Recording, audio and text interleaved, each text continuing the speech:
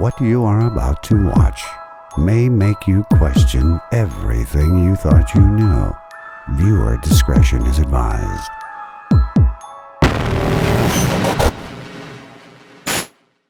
Hey, what's up you guys? Yes, welcome back. Now you might have noticed a few changes around here. We got a new intro, a new background, same shirt. But the main thing that is going to change with these conspiracy videos is I'm going to go even darker. So if you are triggered by suicide or murder or possible abuse of children in Hollywood, then you might want to leave this video. Now today we're going to talk about a lot of different theories. Some involving the secrets of Apple, some involving a possible World War III. And we're even going to talk to the star of Riverdale, Madelaine, about some of the very disturbing Riverdale conspiracy theories. Alright you guys, let's get into it.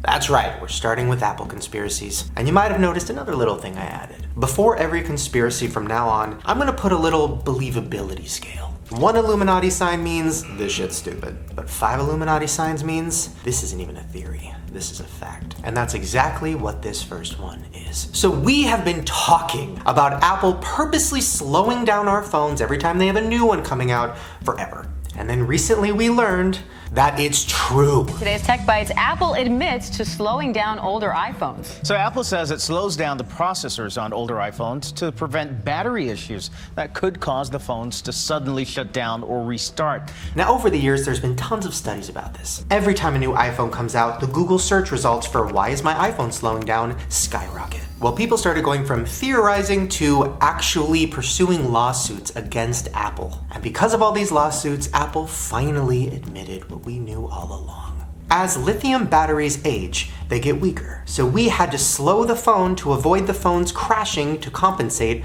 for the naturally deteriorating battery. Or in other words, we purposely slow down your phones, you fucking idiots. And the only reason they admitted this was because they were getting sued. And it makes you wonder, what else are they hiding? I mean, think about it. Apple owns us. They have our private photos, our voice memos, our fingerprints, our face scans. And they claim that they keep it all private, but they also claim that they didn't slow down our phones, so...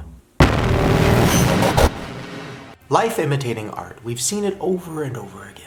Donald Trump being the president on The Simpsons, and then Donald Trump being president in real life. A statue in the 1600s, and then Lindsay Lohan passed out in 2007 outside a club. And then of course a crazy one, Walter White on Breaking Bad. And then right after the show premiered, there was a real Walter White, who got caught building a massive meth empire in Alabama. And then sometimes there's ones that are too dark to even think about. But I said we were gonna go there, so let's go. Now back in 2008, a woman named Jodi Arias murdered her ex-boyfriend, Travis Alexander. Travis Alexander never had a chance. And she did this by stabbing him 29 times, slitting his throat, and then shooting him in the head. Now the craziest part about this murder is she was taking pictures while she was doing it. Now Alexander was in the shower, and Jodi walked into the bathroom holding a digital camera. Well, then she opened up the shower door and started taking pictures of him. Now she said it was just for fun. I was like, I just have an idea. I saw this thing in a Calvin Klein ad once that looked really good. And this is the darkest part. Here's the picture she took right as she pulled out the knife. And this is the last picture of him alive. That picture is so terrifying to me. The look on his face, the subtlety of it, fear, confusion, it's just awful. The one that you showed me yesterday of him looking right at you, I think that's a great picture. Well, the next picture after that is him on the floor after he has just been stabbed. Now you're probably wondering, Shane, what does this have to do with life imitating art? Well, when all of these pictures came out, people started noticing that it looked familiar. Now I'm sure you guys remember the famous scene from the movie Psycho, where the main character got stabbed to death in her shower.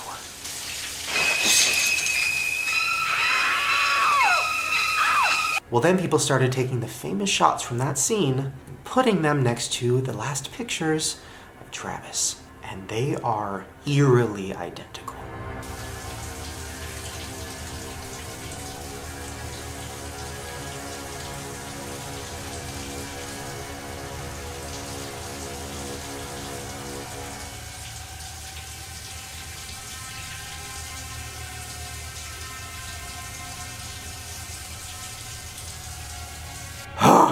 And I don't think it was premeditated. I don't think Jodi went into that saying, oh, I want to remake Psycho. I think the universe has a way of connecting things like that. They say directors have a vision. Well, what if Alfred Hitchcock did have a vision? And in his vision, he saw this scene happening, so he recreated it in his movie. But what if that vision was of Travis? What if the universe put that in his head? What if that's what happened with The Simpsons or with Breaking Bad? It makes you think, what if everything is planned out and everything is connected? And what if we can look at art and try to predict what's going to happen in the future? I mean, if there's a movie called World War III, life will definitely imitate that, and probably soon.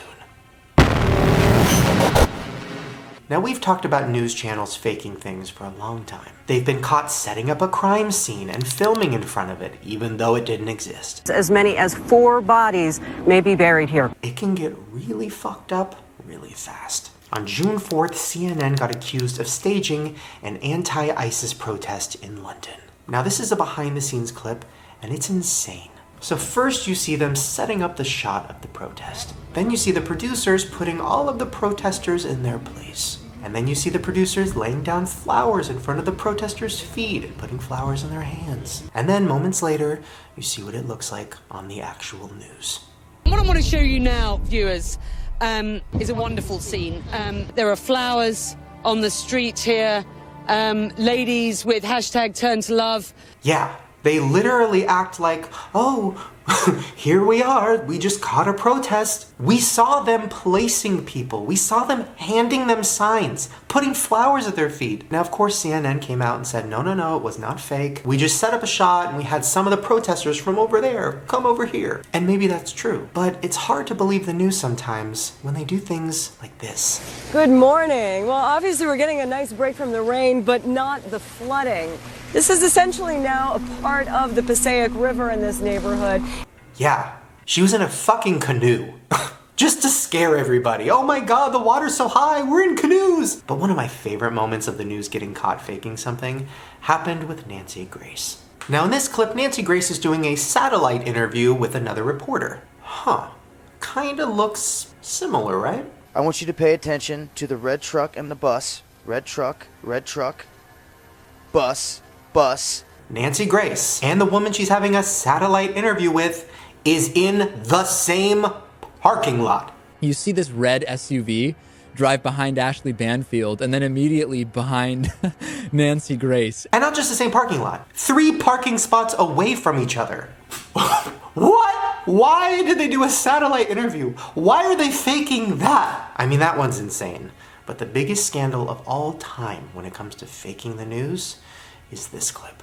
Back in 1990, a CNN reporter named Charles Jacko was covering the Persian Gulf War. Now, he's supposedly in Saudi Arabia outside of a hotel. Well, then an angry staff member at CNN leaked this clip years later.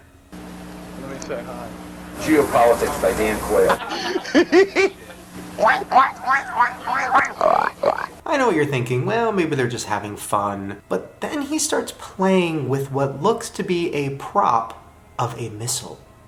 This is a Scud. Now, when you detect this, you can tell it's been launched. Thank you. I know.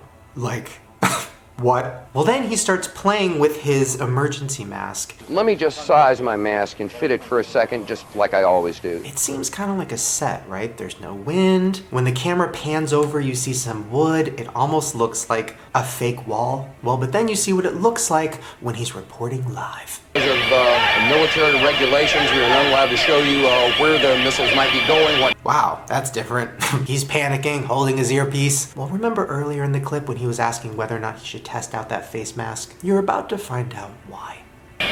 CD, if you need to take cover, I notice that you've got your gas mask in your hands. If you need to put it on, please do so. If you need to take cover. I'd say...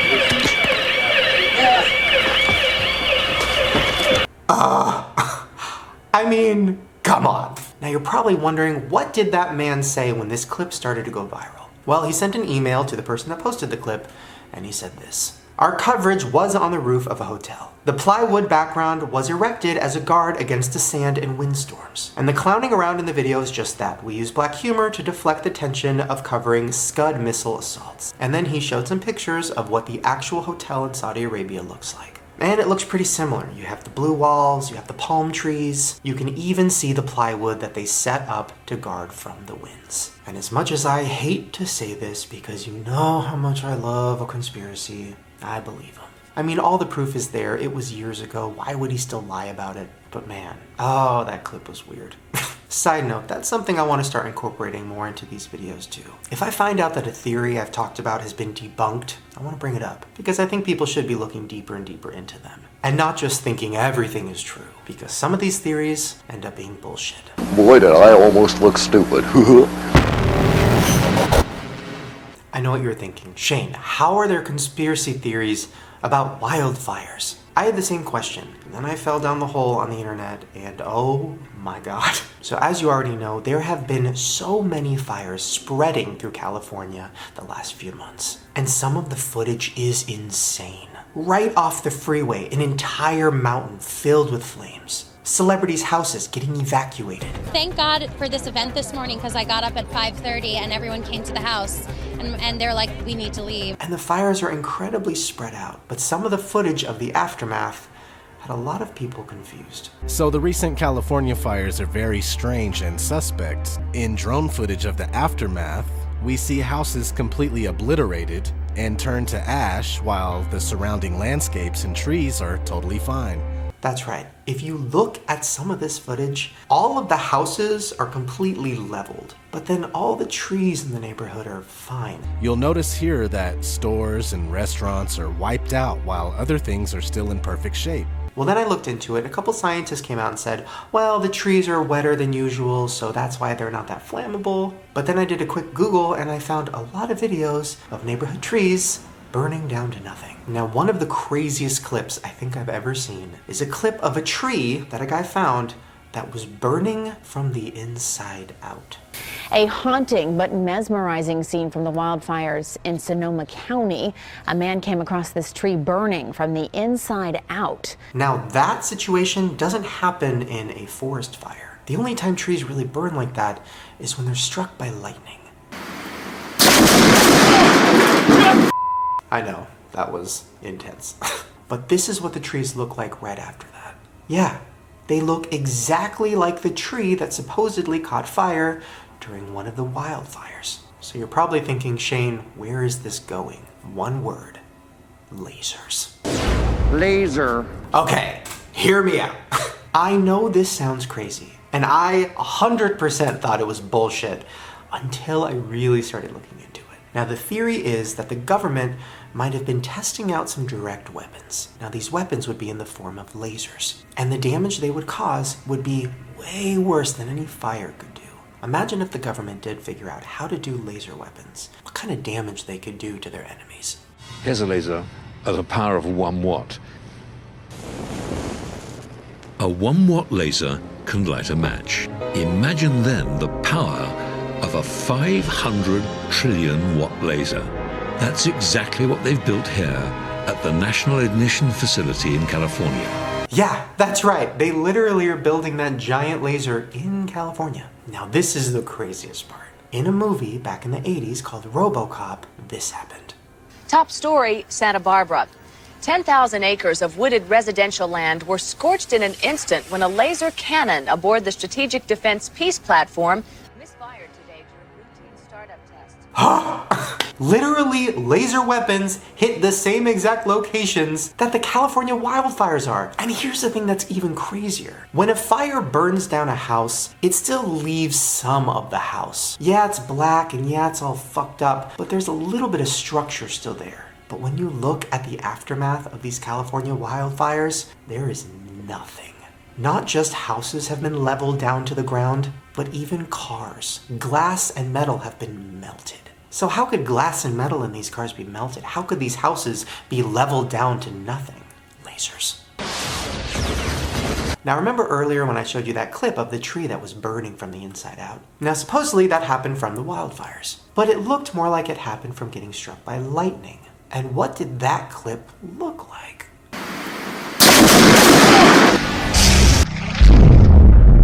Lasers! There's even tons of clips of people saying that their own house lit on fire, but nothing around them did. There was no other fire around us. It just caught some of the shrub, I guess embers, I'm not sure. And to this day, we still don't know the true reason why all of these fires so far apart from each other happened. Yeah, they're saying the high winds and the dry land, but these specific fires were some of the biggest fires in history. And this is the final thing I heard that made me think maybe this isn't complete bullshit. Now, Trump is all about winning. If we go into a war, he wants to conquer it. I'm really good at war. I love war in a certain way. If we have a big weapon, he probably wants to make it bigger.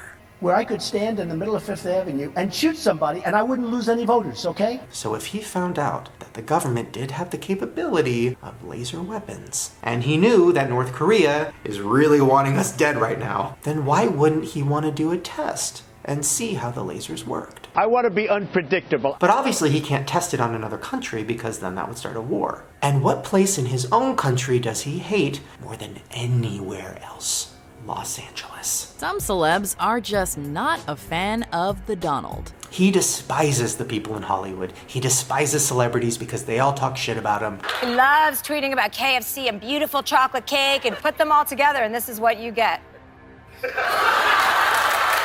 So why wouldn't he press that button and say, you know what? Fuck it. Let's blow up LA. It's lasers! Because if you remember, some of the most affected people by these fires were celebrities. Comedian Chelsea Handler tweeted, "Just evacuated my house. It's like Donald Trump is setting the world on fire." So not only did Trump get to test out these laser weapons, but he got to get some revenge on some of his Hollywood enemies. I'm about to rock this place down. Now listen, I know that all sounds very crazy, but let's not forget about life imitating art. 10,000 acres of wooded residential land were scorched in an instant when a laser cannon misfired today during routine startup tests. So there has been some pretty dark rumors about some people in charge over at Nickelodeon for a while. And recently, a thread on Twitter started to go viral. Now, besides the fact that there are some pretty sexual and creepy images in some of these Nickelodeon shows,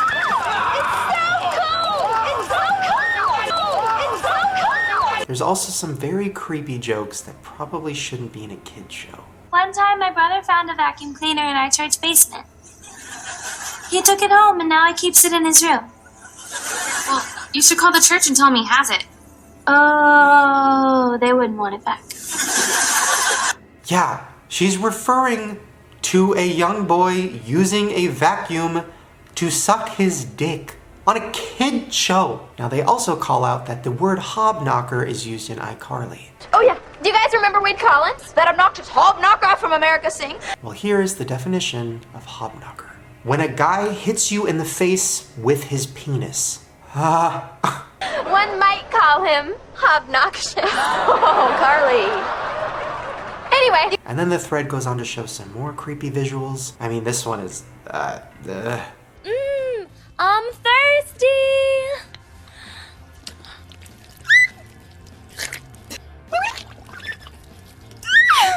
And then we get to the foot fetish. Dang, dude. That's some soft footage. Oh, that's what I said. I mean, really. Let's be serious here. That's a nice foot. Right? I know. Now, if you're a fan of some of these shows, you might remember that there's a lot of feet involved. In iCarly, you see one of the characters getting her foot rubbed. In Victorious, you see Ariana Grande literally trying to suck her own toes. And there's so many creepy foot moments in these shows. I mean, going to squirt ketchup on them. Miranda Cosgrove staring at them. Two young girls putting their feet up to the camera. There's even a behind-the-scenes picture of Ariana standing next to a foot, pointing at it. And then on the official Sam and Cat Twitter, it said this: Sam and Cat tomorrow, right on the bottom of your foot, take a pic and use hashtag Sam and Cat Saturday. We'll retweet and follow until our fingers get sore. And a lot of kids did. All of these children wrote on their feet, took pictures of them, and posted them on Twitter. And then, of course, there's other moments in the show that look even more graphic. And then this.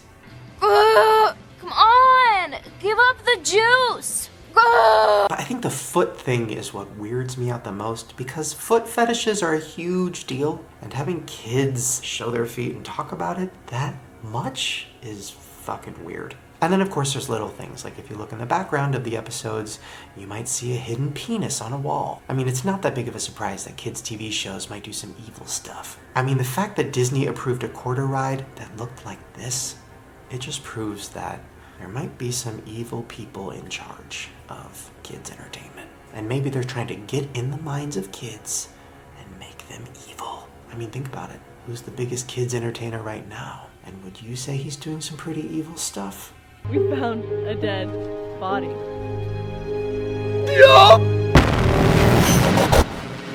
Alright, so this is something new I wanted to start doing with these videos. With some of our conspiracies about TV shows and movies, I want to start interviewing people that are actually in them. So today we're going to be talking about some pretty disturbing Riverdale conspiracies with the star herself.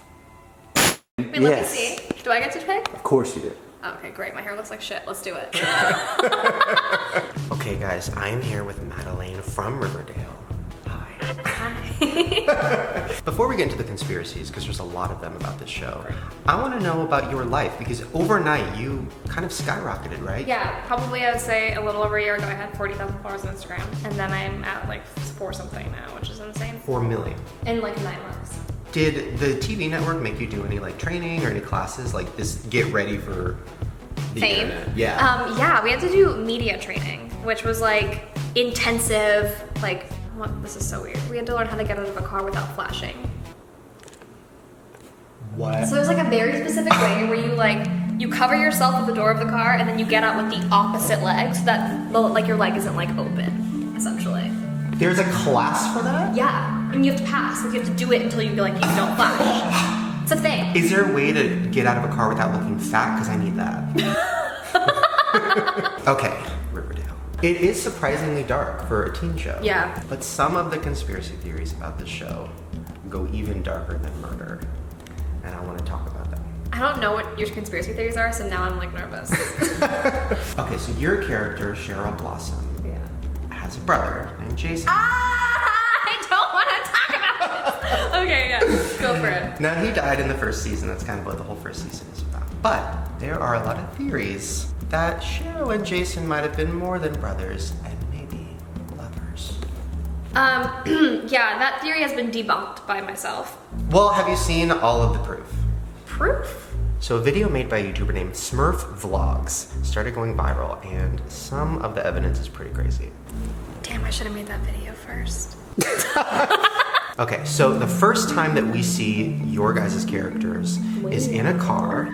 Tell me I'm your baby. And the song says, "Tell me I'm your baby, tell me you'll never leave me, tell me that you'll kiss me." That you'll kiss me. Are you scared, Jason?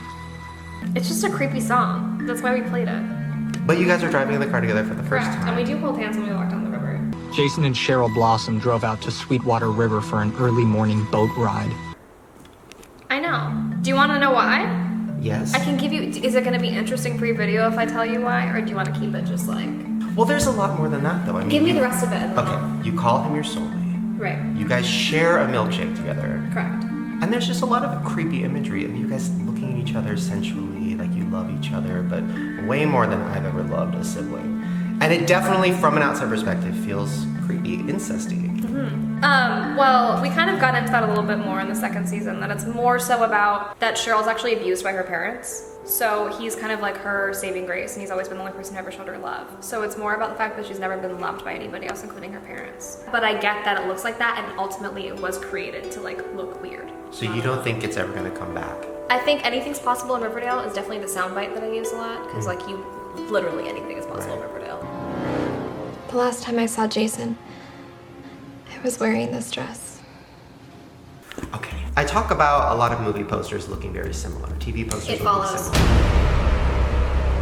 Is that what Yes! I thought the same thing. It's the same No, I exact thought the same poster. thing. When I saw the poster, I was like, it looks like it follows. And I'll be honest, our director, Lee Krieger, showed us a reel of all of these different moods that he liked from different movies, and It Follows was one of the biggest moods that he was obsessed with. So it could have just been inspired by that. It Follows was kind of one of the inspirations for the vibe of Riverdale. So that theory's right. So that poster is inspired by it. Totally. I would say so. Yeah. Okay, there's another thing that people have been sending me about Riverdale.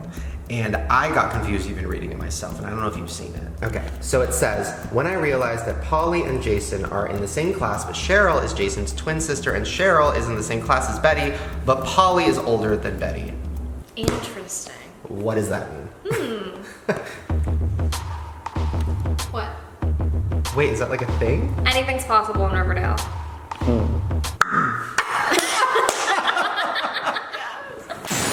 Well, there you guys go. Hopefully you enjoyed the return of my conspiracy theory videos. I'm really excited to go deeper and darker. If you want that, please give me a thumbs up so I know. Also, make sure to subscribe and hit the notification bell so you don't miss one. Also, go talk about some of these theories in the comments. What do you believe? What don't you believe? And what keeps you up at night? All right, you guys, I'm gonna go. Thank you so much for such an amazing 2017. And I can't wait to keep falling down dark holes with you this year. Ugh. Bye. Click the links below to watch more conspiracy theory videos. At your own risk, of course.